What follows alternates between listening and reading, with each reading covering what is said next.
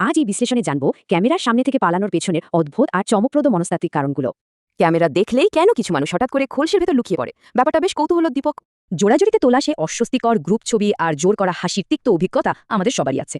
সাইকোলজির মতে এটা মোটেও শুধুই লাজুকতা নয়, বরং এটি একটি গভীর ব্যক্তিত্বের বৈশিষ্ট্য।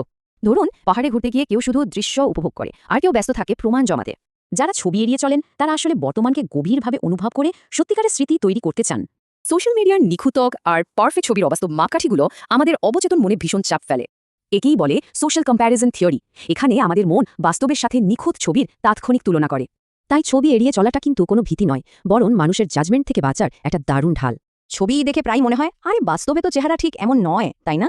এর আসল কারণ হলো ডিপার্সোনালাইজেশন। ভেতরের আসল পরিচয় আর বাইরের ছবির মাঝে বিরাট মানসিক অমিল। ছবিতে নিজের সেই আসল গভীরতা ফুটে না উঠলে মস্তিষ্ক স্বাভাবিকভাবে সেই ব্ল্যাঙ্ক ছবিটা প্রত্যাখ্যান করে দেয়।